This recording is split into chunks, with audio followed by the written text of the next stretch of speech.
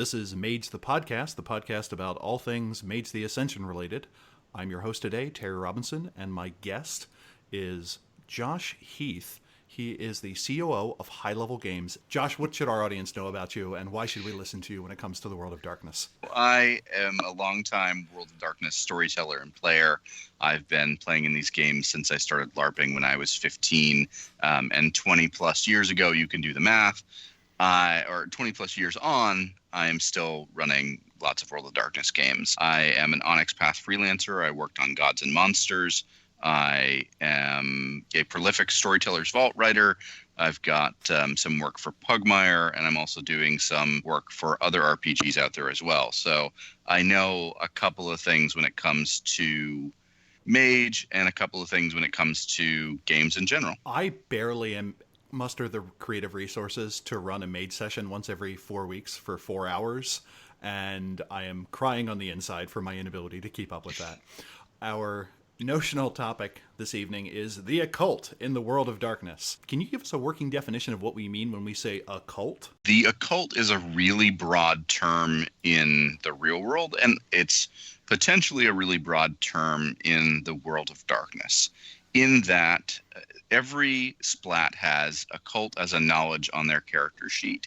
And yet, the way that's sort of expressed within the game lines is very different. It often means some sort of understanding of ritual elements and some sort of understanding of the underlying generalized principles of magic and counterculture magical elements in the world. Things like, but not limited to, eldritch horrors that one might find in Lovecraft or anything like that, as well as things like the Golden Dawn and more of the modern sort of neo-pagan ritual elements that people are sort of familiar with in the real world. Those things are tied into occult, but also the occult is a broad term that encompasses some of the individual groups that do ritualized magic in the various game lines within the World of Darkness. I have a verbena. That character does ritual magic. Does that character automatically have any occult understanding, or is the occult focused on some different area of knowledge than specific magical practice as it pertains to the awakened? It's a hard question to answer, because if that character is, through their paradigm, understands what they do as interacting with the occult, then yes. But if they view it, and I think this can be very true, particularly of the verbena, if they view some of what they do as herbalism and or medicine and or chemistry and or all of these other angles that they could come into their magical paradigm through, by the rules, none of that has to be occult knowledge. It's when you get into that weird fine line of, if this is a ritual, if I'm drawing a pentagram, is that occult? Maybe. It certainly is in the real world-ish, but is it mechanically occult in the game? I don't know. It depends on the character in some ways. So we brought up the verbena. What other groups tend to be most associated with the occult or occult knowledge as a mechanism of magic or interacting with the larger World of Darkness? The obvious are the Order of Hermes. Everything that we associate with modern occult practices ties into something the Hermetics do or have done within a historical context, for Mage's historical context at least. The Ali Batin, they tie into a lot of the occult and mysticism elements. The Nefandi do as well, and that gets into the dark layers of the occult and the kind of pseudo-modern and historically linked understandings of the occult, where people tend to see it as something that's dark, but that gets into weird definitions of the occult as well. From a mage perspective, those are the three that immediately pop out. So what I'm getting is that the verbena or the Order of Hermes may be tapping into essentially a mythic thread, that there is this body of knowledge that believes that there are certain rules of the universe that through ritual and practice can be unlocked and they can be channeled to some sort of magical effect. So that becomes a knowledge that informs magic, but seemingly unique among those, this seems to be something that other kinds of night folk can use. Occult ritual pops up a lot in Vampire, it pops up in Wraith, and some other lines. So is it just a case that where we're using one word amongst a whole bunch of lines and it doesn't mean the same thing everywhere, or do you feel that there is some underlying thing that all those usages of the word occult are tapping into? I think the creators, and I am going to put words and thoughts into Mark Reinhagen and other people's heads, but in my projection of what their thinking was, they viewed the occult exactly the way you described it, as a set of rituals that people do and they have specific effects, but also a set of pseudo-academic knowledge about those things.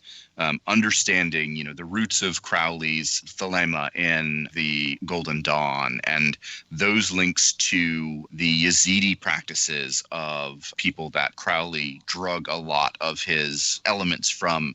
Those things in a particularly early 90s context were a lot of what the occult magic scene was looking at. So those things, I think, are at the core of this is what an occult ability or a knowledge on the character sheet does, to really say every game line looks at that in a different way in practice, but in principle, that was the sort of linchpin for all of them having it. Okay, so there's a common nexus about it, but as opposed to a lot of other things. For instance, 3 dots of medicine to a werewolf is pretty well 3 dots of medicine to a mage. That is not necessarily the case with a cult. Kind of the comparison I'm seeing is the merit true faith, I feel, is almost fundamentally different for a mage versus any other night folk that can take it. And it seems in this case, a cult is kind of 2 separate things. And here, it's something that may inform ritual practice, and it may give information about the wider occult world, but it may not be used the same way that other lines are going to be using that trait. Yeah, that's true. Even worse, it's different potentially in line. Oh, okay. Each, for example, a vampire that is from Lagos in Nigeria may have 5 dots of occult to simulate their understanding of traditional Nigerian witchcraft practices. That could be used on a character sheet to represent that, and that makes sense. You could also have a character that is a Mudang from Korea with 5 dots of occult, and that represent their paradigmatic expression of their faith and their practice. And they could both be vampires. They could both even be Tremere, or they could both be Toreador or whatever. But because they have these different backgrounds, they use occult to reference those things differently. Got it. So this is a case kind of like the academics background, where 3 dots in academics is essentially meaningless. Being like, I have 3 dots of book learning. So that's not, it's not exactly specific. So if I want to use this in a story, when I say I can use 2 dots of occult to indicate that my character has a little bit of understanding of world practice, or I can use that as a drill down to say that my character is particularly skilled at maybe this one type of ritual practice, and on my character sheet I should indicate that. So it sounds like the argument is this little thing that's on a character sheet is actually a much wider world, and Professor Josh is going to explain it to us. We're going to try to, at least. You have made reference to a whole bunch of different occult practices, and I feel comfortable in saying that we are not using occult in any sort of derogatory way, that we're simply using it to refer to hidden or mystery, capital M, belief systems and practices. So, for instance, if my character is a participant in, say, for instance, a Greek mystery religion, I can use occult to represent the understanding of that. Yeah, I would say definitely. Can I drill down into something you said there that I think is really essential? Drill. The use of secret and mystery is really important in a big O usage of occult, in that occult means to hide things, to keep some elements of things hidden. And that is absolutely true of anything that I would say should be covered by occult. These are traditions that are usually lineaged, or they have forms of initiation. Those things are occult and in no way derogatory. There are many things we do in our world that are initiatory, and particularly from a magical practice, the more initiatory magics tend to be the ones that have sustained themselves throughout the years. So almost covertness as a way of extending yourself through time. Covertness, but also weeding out the people that aren't ready to gain the layers of mystery. When you weed out those folks, the people that stay are more likely to carry on these traditions because they're invested in it. That makes sense. We've kind of reviewed the occult as it may pop up in Mage. How does it fundamentally differ in other lines? You talked at length about how mages kind of look at other people's ritual operations and they're like, duh? So what does the occult fundamentally look like for a vampire, for instance, and how can that inform something that a mage might be seeing? Vampires in particular, I think there are 3 layers. I'm just going to draw 3 layers from vampire and say these are 3 different expressions of the occult in that world. The obvious one is the Tremere. I'm not going to talk about them. I think any mage player that's played a Hermetic can get behind the Tremere's thought processes. Instead, I want to focus on the Sabbat. And for folks that are listening that might not know who the Sabbat are, they are the religio-mystical sword. They are a warrior cult who worship Cain as a god with the goal of bringing war against the progenitors of vampire kind, which they see to be a holy crusade. Okay, can I stop you so we can define a whole bunch of stuff for our audience?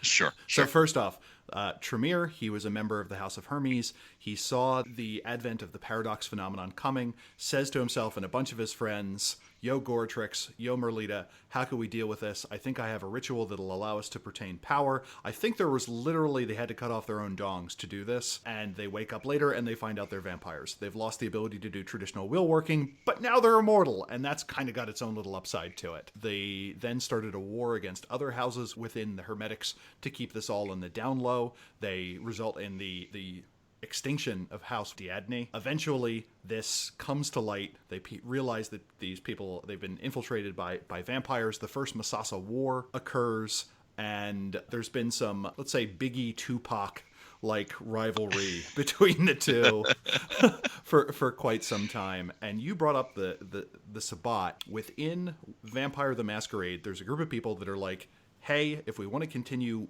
working, we need to do everything secretly. That is the Camarilla or the Camarilla, and they do not believe that the Antediluvians are a thing anymore. The Antediluvians are the progenitors of each of the vampire lines. They are Cain's, the first vampire's grandchildren. The Sabbat, on the other hand, is like, they're going to rise one night. Cain's going to try and smoke them bitches, and we're going to help, and then we're just going to be, then it's going to be boats and hoes from then on out. my definitional aside. And the only thing I would add to that definition is Cain is the progenitor of all vampires. We didn't drill down on that. May I introduce my favorite piece of metaplot that was never actually confirmed? Go ahead.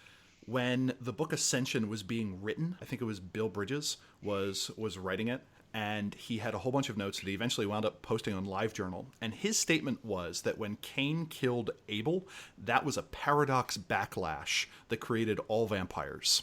That up until that point, the notion of murder simply didn't exist. A new idea was brought into existence. It was anathema to the order of creation, and that all vampires are just a paradox backlash. And I love that. That is a really cool idea. But he didn't want to rewrite like another line. So he's like, oh, by the way, you're a big accident. That does link into Demon the Fallen in some interesting ways. So we'll just leave it there for people that want to dive into it. And I'll have to get a Demon the Fallen expert on at some point so we can talk demon crossover and what lore of the firmament means and how to pronounce all those Hebrew names. So the Sabbat. Right, the Sabbat. So the Sabbat, the reason I'm focusing in on them is because everything they do, a lot of what they do to kind of keep cohesive is based around various occult rituals. They have pseudo-Catholic and pseudo-Native American and pseudo-Eastern European blood rituals, all tied into what they do on a nightly basis to keep their supposed freedoms intact. So how this manifests in the game is the Sabbat does a ritual called the Valdery, which they take blood from each participant and they drink from it, and by doing so, they gain small attachments to one another within a pack, but break any blood bonds, which are the mystical bonds that usually vampires use to keep their descendants, their childer is the term they use in the game, in line. The Sabbat says instead of that, we're going to have this thing that keeps us all unified, but breaks down all of those other blood bonds. And that's all done within a very ritualistic sort of format. So they're a very occult group by doing everything that they do within those various ritual formats. Now, is that something where a Mage Chronicle could pick that up, where it would be of use to a cabal or a group of mages to have similar rituals where, like, oh, we're all going to pour some personal quintessence into this bucket, and then we're going to draw out from us, and we're going to now have a sympathetic bond with everyone else in our cabal. So if something goes down, correspondence that's a relatively short range, I can pull you out of something bad? Or do you feel this is strictly a flavorful thing that the characters notice a Sabbat group of vampires doing, and they're like, what's that? I love that idea, because one of the problems that Mage has on some level is, why is this Society of Ether member and this Verbena, why are they hanging out? Their paradigms are drastically in conflict with one another. Well, if they're able to see, hey, this other group, they're finding some way to pool what is effectively tasks. They're seeing this literal task being made and then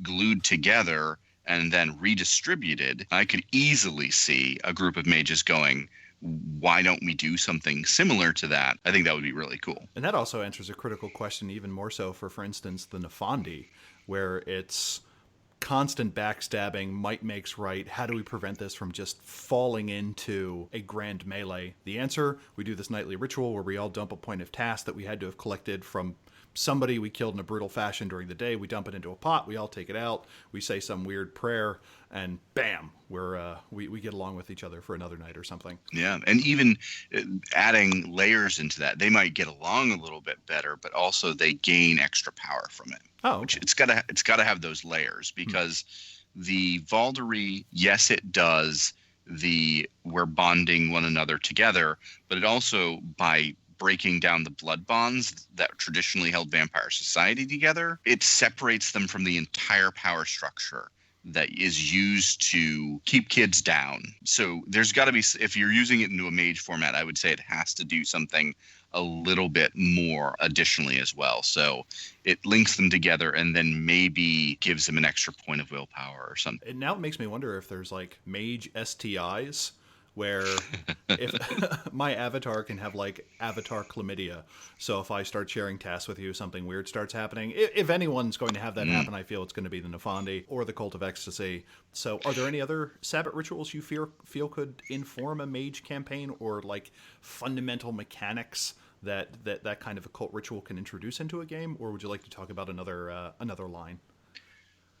Let's go in a different direction, though. Okay. Now I'm looking at all of the Sabbat rituals and going, I could turn this into this in Mage, and I could turn this into that in Mage, but we're not going to do that. It's probably not a good idea. But is there a big book of Sabbat rituals for players who are interested? Because I don't know about you, but like one of the things I envy about the magical effects in Vampire is it'll say something like, you have to sacrifice 2 desiccated bull penises, 9 cow livers, and a high school photo. And you get this effect, and then it explains the significance of all those, and I'm like, whoa, that's way better than I do when I come up with rotes. So I'm pretty good at grabbing from outside sources. Is there like a big book of Sabbat rituals? There isn't, but the book that I would suggest to people would be Guide to the Sabbat, which is a revised era book. It probably has enough for you as a storyteller to get started, to kind of look at it and go, okay, these are things that I could pull from this and do different things with. At the beginning of the discussion, you rattled off a number of what I'll call real-world groups that could also theoretically exist in the world of darkness. If I want to introduce the occult into my chronicle, there's kind of a smash and grab way I can do it, where I just talk about like some key idea. But how do I do that respectfully? Like, I understand that I am not a neo-pagan, and I understand that there are people who find that a fulfilling life experience. I find it difficult as a storyteller to introduce that into a story without doing a lot of homework, so I try and do that whenever it comes up. How do we respectfully introduce the occult? It's a tough question and a really good one. And there's no easy answer, because it's going to depend on your group, and it's going to depend on how willing you are to dive headfirst into whatever you want to introduce effectively. The best thing you can do is research. For example, I come from a neo-pagan faith. We prefer to use the term heathen to refer to Norse ritual and Norse religious practices. So for me, it's very easy for me to say, I can bring all of these things in and I can do it right. And anyone looking in is going to go, yeah, okay, I see what you're doing, and I'm okay with that. If I were to bring in, and have done so at times, elements of Korean Mudang practices. Mudangs are the shamanic tradition that is common in Korea. It's kind of like the third tier of religious practices in Korea. So there is Buddhism, there is Christianity, and there are the practices of the Mudangs. And Mudangs will go around the country, and they will do various rituals with spirits around the country. Now, I lived in Korea for a period of time. I'm familiar with those rituals because I've been at places where they were occurring. I've done some research on them, but I'm no expert. So if I were to want to layer those into a game, I would do some reading. I would potentially try and talk with someone and say, hey, what about your practices are you comfortable with people understanding, knowing, and utilizing within a storytelling perspective?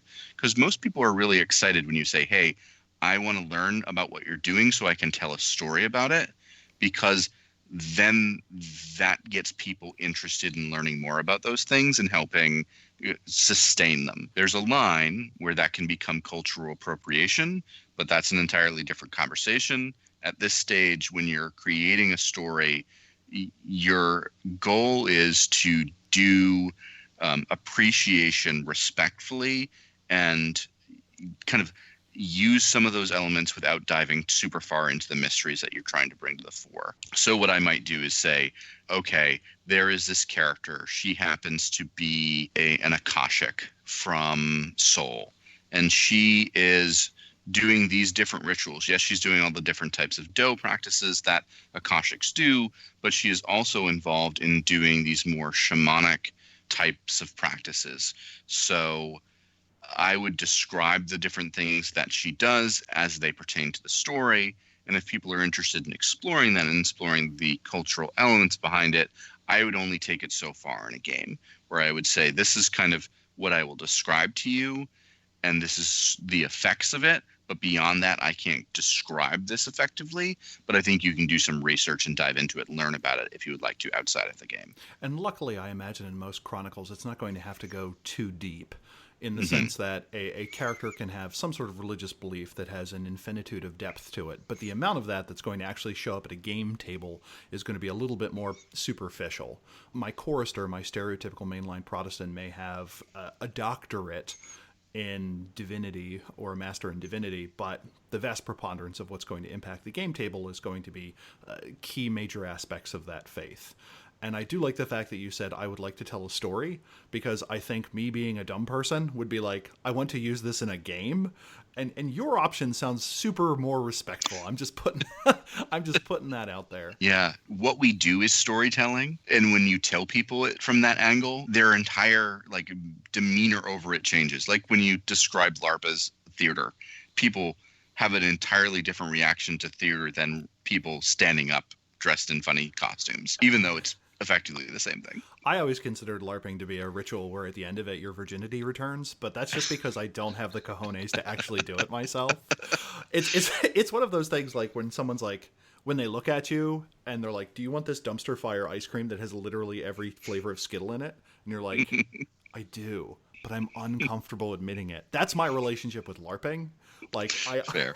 It's probably like the cocaine of role playing, but I don't want to admit to myself that how much I would probably fall into that. As long as you're not trying to LARP mage, because that is not a rule set you want to dive deep into. And I never will. Do you have any recommendations for occult practices or academic practices that you think are good introductory ones that a storyteller can both respectfully research on the internet or with a few conversations, and where introducing it is going to be relatively straightforward? I think it's a good question, and it's an impossible one to answer, only because it depends on what version of the occult you're bringing in. If you decide, hey, I would like to have an NPC be steeped in a European or a Euro-American occult tradition, fine. That's very easy to do. You can go out and find books on Aleister Crowley basically anywhere. And I think he would be a good figure to read his biography, read his autobiography, and just get a sense of his understanding of the occult, which informs so much of the movie media understanding of occult in the Western tradition. Can you give is there a 1 or 2 sentence explanation you can give of his view of the occult or the occult practices he promoted? I'm not quite sure what verbiage I should use around this. Do what thou wilt shall be the whole of the law. That sounds like an end real bad, real fast. Was there like a Talmudic level of scholarship beyond that to be like, thou will is actually interpreted as... It's as grand and as basic as it seems on both ends. If you have the will to do it, you can make it happen, which is essentially a mage concept, right? Okay. If I have enough arete and I have enough will, what I decide to occur will occur. Okay, so this is not a statement of like wanton hedonism. Though he was a hedonist, not necessarily. Okay, so there's a marketing issue there, in the same way that being an Epicurean and a follower of Epicurus were two wildly different things. Okay, exactly. Pick it up what you're putting down. And essentially, you're saying, like, yes, you can do anything, but you have to recognize that there are limits within the universe, and what you do will have repercussions, will have reverberations that will impact you and may kill you or may cause other impacts that you don't want to have happen. Not gonna lie, that really sounds like a useless piece of advice, but like, was it groundbreaking at the time? Like, I really feel like I'm fundamentally missing something here. It is essentially one of those sort of like Zen koans that you look at and go, yeah. But speaking to it that way is a revelatory sort of transition. For someone, I think, that's steeped in mage, it's just sort of built in because it's the core of the mage concept. Ah, okay. But I think because there are folks out there, and particularly when Crowley said it initially, that weren't thinking in that direction, it certainly was controversial and moving. Okay. Might be a good way of putting it. So if I could put this in a scientific paradigm, this would be the equivalent of someone saying the sun is a star 2,000 years ago. Like, people's heads would be blown, like, what are you talking about? Mm-hmm. But like now, like, toddlers will say that to you. So right. It's one of those things where mage people kind of get that intuitively, but there is this whole ritual structure surrounding it that if a character wanted to have that as no, I'm really doubling down, downward dogging, this notion that that enlightened human will is an end unto itself, and that is a medium through which I can affect the world. Yes, and actually, your reference to yoga and the downward-facing dog is you're also, so good at this.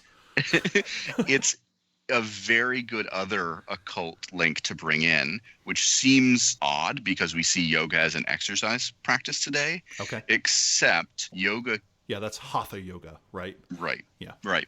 And yoga came into the West particularly from Madame Blavatsky, who was one of the major figures behind the Golden Dawn and the Theosophy Society in the late 1880s. I'm running a Victorian mage game, so I've spent a lot of time like thinking about these elements in particular. But her influence on bringing Eastern mysticism into Western occult tradition then leads to Aleister Crowley, then leads to all of what we see in the occult groups that still exist within the US and Europe.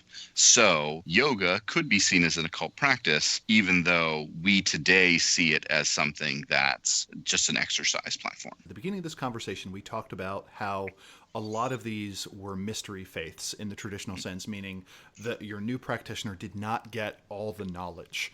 Now, when I think of something like yoga or Crowleyan magic, is that something where there was a mystery structure to it, or do these things tend to open up over time?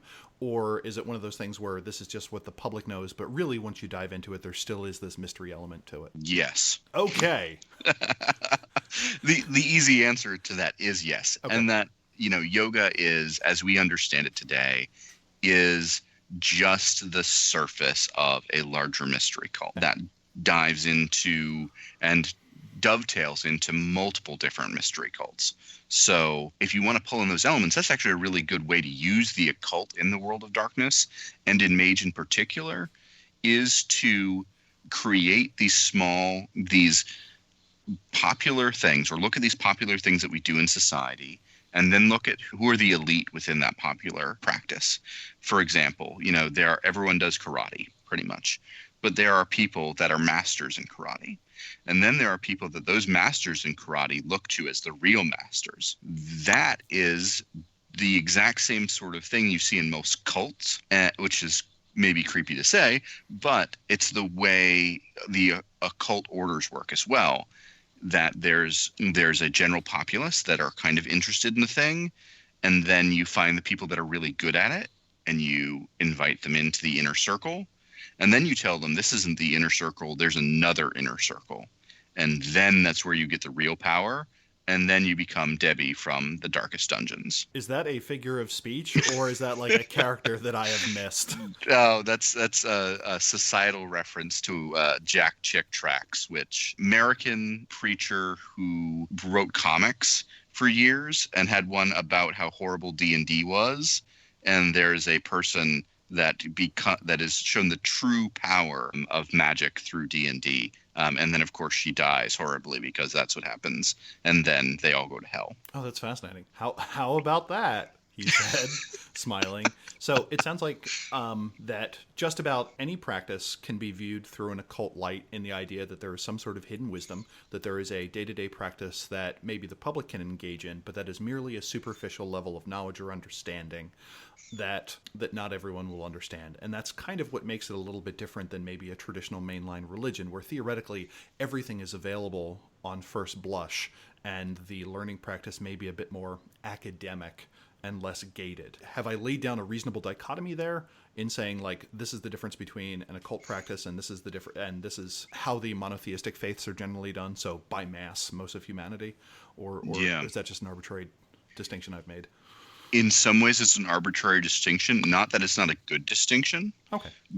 But even Christianity has occult orders within it. Opus Dei in Catholicism is, I would say, a militant occult order within Catholicism. I apologize if others don't agree with that opinion, but from an outside perspective, that is what I would say fits the description. You could even say a monastery is effectively in some ways an occult order set around a monastery. Okay.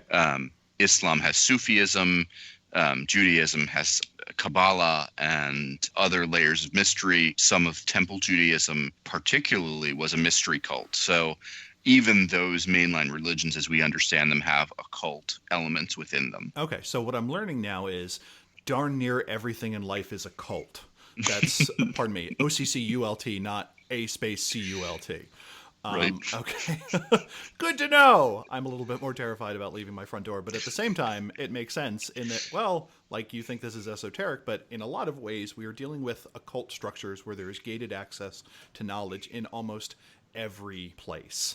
Now, you had made mention earlier in the podcast about the occult practices of the Nefandi. I would personally feel wildly uncomfortable about taking any of these occult practices and being like, oh, by the way, this is actually at its core, this is fundamentally a Nefandi practice. So if I want to make my Nefandi occult system from scratch and make it reasonable, what recommendations do you have to a storyteller if they want to create their own series of hidden wisdoms? Let me digress. Sure. To pull in some threads that I think could be helpful. The Nefandi represent the concept of inverted magical practice in a mage perspective, but they also link into werewolf and vampire in key ways. In particular, the concept of the Wyrm in Werewolf, where the universe is supposed to be balanced between three forces: the creative wild, the organizing weaver, and the destructive entropic worm. The Nefandi, and then in the vampire sense, the demonic elements of vampire, that there are demons in the world, and though vampires aren't directly tied to them, these demons have power and are bad, even from a vampiric standpoint, are bad and things you shouldn't be linking yourself to. Those tie into the Nefandi in that the Nefandi have been at times sewn into both the Wyrm and the demon-worshipping elements of both of those game lines. There's this entropic force that is viewed as the worm in Werewolf. Did the Nefandi call it the worm? At times, yes, they do. Is it a case where two people are looking at the same entity and they have a different name for it, or do they consider the other person wrong? Maybe. And that's where it's kind of those two layers get weird, because at times the Nefandi have been like, we are worm worshippers and we worship demons, and the worm and demons are all the same thing, which is one angle to take the Nefandi, that like, okay, yes, these are demon worshippers. They do so because they want to destroy the world, and their goals are to tap into these entropic forces and cause complete destruction to everything around them. Or they could simply say that everything in society is worthless from a Gnostic perspective. And if that is the case, then why don't we go out in a hedonistic blow of explosion and tear everything down, which gets into elements of urge and demiurge and things like that from a Gnostic perspective. No, that's fine. In fact, I would like to pitch you on an idea that whenever I read about Gnostic belief, so the foundational idea of a Gnostic belief is that there is some sort of entity, being, or force that is preventing regular people from having access to what is considered to be a truer reality. In Christian Gnosticism, that entity was called the demiurge, and that prevented humanity from accessing directly the love of God. And you have a whole spectrum of Gnosticism, and on one end, there is the belief that it is still the year like 63 CE. We are all still in Rome. And I always wanted to see a Gnostic reality TV show, which was just someone saying it's actually 63 CE and we're all still stuck in Rome. And that would be the entirety of the show. No one would ever watch it, but I would get a hearty laugh at it. So would you pick up that pilot? No. I think what we've pulled out there too about the Gnostic elements of connection is essentially what the Nefandi are saying, which almost makes them sympathetic, is that everything that we think we are doing as mages, that we think we have power over, is bullshit. And instead of taking on the things that we think we're in control of, let's actually go after the things that are holding us back and destroy them so that we can save all of reality. So I build up that faith. So you have answered the question of, this is a case where a mage is going to look at someone else's occult practice and say, hey, I understand what's happening here. I guess my question is, if I want to sit down with pen and paper and build one for my players to stumble across, do you have any recommendations on how to do that? Yeah. The question you have to ask yourself is, what is their goal? Regardless of if it's a positive goal, a negative goal, or whatever, every occult order has a goal. They have a purpose. They have something they are trying to do. Whether that is they are trying to reach God, or they are trying to enlighten themselves, or they are trying to take over Walmart, whatever it is, they have a goal. And once you've decided what an occult order's goals are, you can then back down and say, well, what are their rituals that help them get to that goal? And you can build your rituals for them from that understanding. You have to basically do what you do with a mage. You create a paradigm for them to work in, and their focuses are their rituals that they use to gain that goal. And their version of ascension, or what have you, is whatever that core thing is. Yes. And I like the idea of using this as an opportunity for you to write a supplement called The Cult of the Sacred Rollback, whose goal is to take back Walmart and to have it go back to the old logo. Yes. I could really get behind that. Now, when constructing a cult, should there be a street-level element of it? Do you feel that most occult practices are going to have this is how the public gets involved? Or is it okay to have other recruitment mechanisms? It all depends on which angle you want to take it. So right now, my characters in my Victorian game have gotten glimmers of these different occult orders that are happening around London. And at the time, in 1888, they're in the spring of 1888, about 6 months before the Jack the Ripper murders, they know that these occult orders exist, and these occult orders have semi-private parties around the city for people to attend. So for me, to answer your question, there has to be a little bit of an invitation for them to get involved. But if you're using a modern game, I would say it would be more interesting to have street preachers, maybe, or even Hare Krishnas. I'm not saying you would use Hare Krishna practice, but you could use them or Jehovah's Witnesses, the types of practices that they do. They go around and they kind of proselytize to folks. You can use those as a linking mechanism into the greater occult order that you're creating.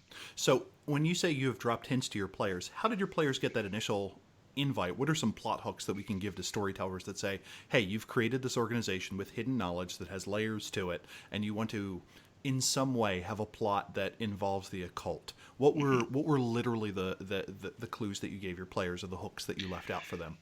In my case, I just said, you're showing up at this party you were invited to, which is a very crass way of going about it, but it can be effective. Right. That said, the hooks that I would suggest people using, one of the most obvious and ties into the Arcanum, which is one of my favorite groups in the world of darkness. They're a group of mortals that look into all of the various supernaturals in the world of darkness and record all of their information. And that's all they do. They just record and they watch and listen. They're a bit like the Watchers from Buffy, or there's another group that I'm thinking of, or the Talamasca from Anne Rice's books. But the reason I like them is because they're a good hook for this sort of thing. You could say to someone, hey, you are a Aetherite or a virtual adept. You work as a professor in a university. A member of the Arcanum comes to you and says, hey, would you like to join our order? It can be that obvious on that level. That's one hook that you could use very easily. So it sounds like there are kind of three sets of hooks. One would be atmospheric, in the sense that your characters will become aware of an occult presence of some sort because literally there is a street level activity.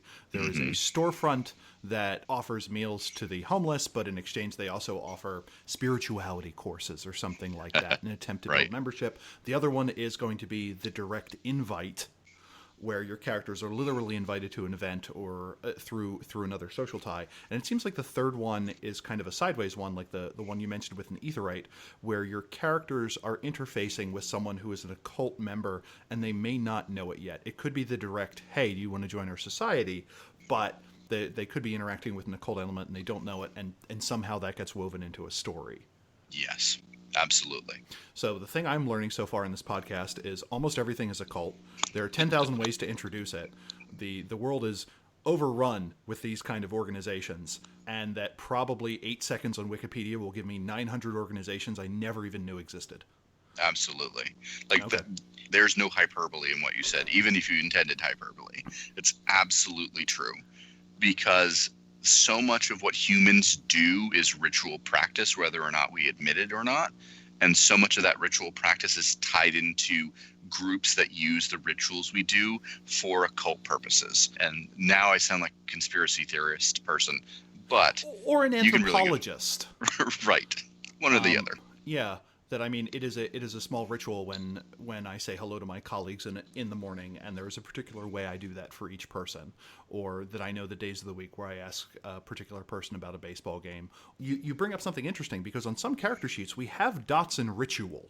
What is that going to be versus dots in occult? So in most cases, ritual as a statistic on a character sheet is about is knowledge of specific rituals. So ritual is specifically about knowing specific rituals, which seems really redundant. I can't use a definition as a definition sort of situation. Well, it sounds like, so ritual is about the practice. This is where I need to put the knife. This is where I need to set out the stones. Yes. Makes sense. So one indicates your knowledge of ritual. One is your ability to implement and perform. And I think there's now high ritual, which is kind of the ability to work with a bunch of people. And it's almost a social activity in that regard. Exactly. And that's one of the big differences between, I think, individual magic from a mage perspective and occultism, is that there will be a mix of personal and group practices. Those things all kind of link in and play with each other. Well, this has been an absolutely fascinating tour for me. Are there any, if a listener is fascinated by this, is there any additional general resources that you would recommend a person look into? on the nature of occult practice or the nature of ritual or wisdom before they try and dive in and create their own? I wish I had a really specific book that comes to mind. I've done so much reading from different perspectives. It's hard to say this is one angle you could take. There are anthropology books out there that talk about ritual, which I actually think would be a really good place to start. I wish I had this is a specific book, but there's so many different ways to go into it. Yeah, Janice's big book of ritual does not quite exist yet. Although I have no doubt that based on your introduction that you will have a Storyteller Vault entry on it that I will be paying $4 for within the next 6 months on that.